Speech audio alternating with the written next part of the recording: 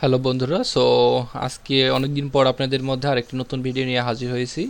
আমি হাসনাদুল ইসলাম। জানেন, এখানে আপনার প্রতিনিয়ত সরকারি এবং বেসরকারি সকল চাকরি সার্কুলার এবং আপনার ফটোশপের বিভিন্ন টিপস অ্যান্ড ট্রিক্স ফটোশপের বিভিন্ন টিপস অ্যান্ড ট্রিক্সগুলো আমার চ্যানেলে মূলত পাবলিশ করা হয়।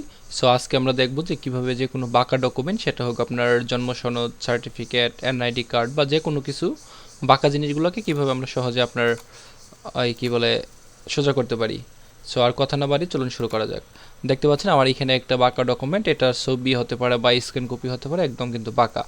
আজকে আমরা দেখবো যে কীভাবে মূলত এই ডকুমেন্টটাকে আমরা একদম সোজা করতে পারি। আর বেশি কথা না বাড়িয়ে চলুন আমরা ফটোশপ ওপেন করি। আমি ইউজ করতেছি ফটোশপ 7.0। এখানে আসার পরে আমরা ফাইলটাকে ওপেন করব, কন্ট্রোল ও দেবো এবং কন্ট্রোল ও দেওয়ার পরে এখান থেকে ফাইলটাকে আমরা ওপেন করব। দেখতে পাচ্ছেন ডকুমেন্টটা একদম বাঁকানো একটা ডকুমেন্ট। আমরা এটাকে সোজা করবো কীভাবে সেটা দেখাই দেবো। আমরা একটা প্রথমে কী করতে পারি, ডকুমেন্টটাকে সিলেক্ট করবো। এটা আপনার কন্ট্রোল এ দিতে পারেন, অথবা আপনার এখান থেকে, আমি যদি ডিসিলেক্টে যাই, যেমন এখান থেকে ডিসিলেক্ট করে এখান থেকে আপনারা দিতে যাবেন সিলেক্ট থেকে আপনার ফার্স্টে এখান থেকে সিলেক্ট অপশনে যাবেন, সিলেক্ট থেকে এখান থেকে অল অথবা কন্ট্রোল এ দিলেও কিন্তু সেম কাজটা হবে। আমি পেজটাকে একটু জুম করে নিচ্ছি। এখান থেকে আপনারা কন্ট্রোল চেপে ধরে এখানে ডকুমেন্টটাকে এদিকে টান দেবেন, এই যে এদিকে টান দেবেন, এখানে সোজা হলো এবং এন্টার দিবেন আবার। এবং এই পাশে যে পয়েন্টটা আছে, আমরা এখানে পয়েন্টটাকে আবার এখানে চাপ দিয়ে ধরে, এখান থেকে চাপ দিয়ে ধরে, এই যে চাপ দিয়ে ধরে এখান থেকে দেবে, সোজা করে টান দেবো। দেওয়ার পর এখান থেকে দেখতে পাচ্ছি আবার এন্টার দিবেন। এখান থেকে নিচের পয়েন্টটাকে আর একটু এদিকে চাপায় দিয়ে এখান থেকে আমরা আবার এটাকে চাপ দিয়ে ধরে, এটা আপনার কন্ট্রোল চেপে ধরতে হবে। কন্ট্রোলটা চেপে ধরে এই পয়েন্টে, এই যে এখান থেকে দিবেন এবং এই পয়েন্টটা আর একটু এইদিকে দেবেন, তারপরে এন্টার দিবেন। আমার ডকুমেন্টটা যথেষ্ট খোলা, যার জন্য আপনাদেরকে স্পষ্টভাবে দেখাতে পারতেছেন, কারণ এখান থেকে অনেক ইনফরমেশনের ব্যাপার থাকে।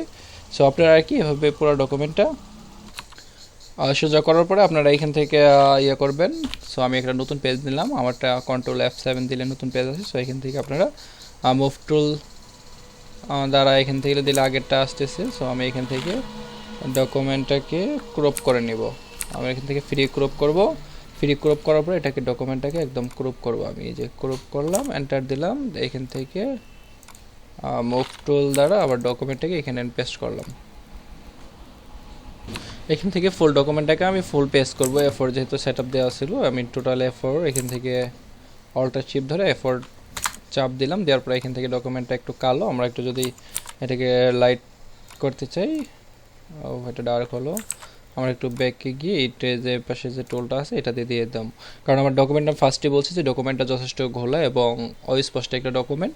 তো আমি ডকুমেন্টটাকে আপনাদের জাস্ট সোজা করে দেখিয়ে দিন যে কীভাবে মূলত আপনার যে কোনো ডকুমেন্ট এটা এভাবে আপনি সোজা করতে পারেন।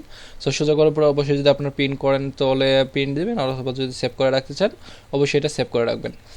আজকে এই পর্যন্ত, আবারও দেখা হবে আপনাদেরকে। আজ থেকে আবার রেগুলার ভিডিও প্রকাশ করা হবে চাকরির, সরকারি এবং বেসরকারি। অবশ্যই আপনার চ্যানেলটি সাবস্ক্রাইব করবেন এবং ফ্রেন্ডদের মাঝে শেয়ার করে অবশ্যই পাশে থাকবেন।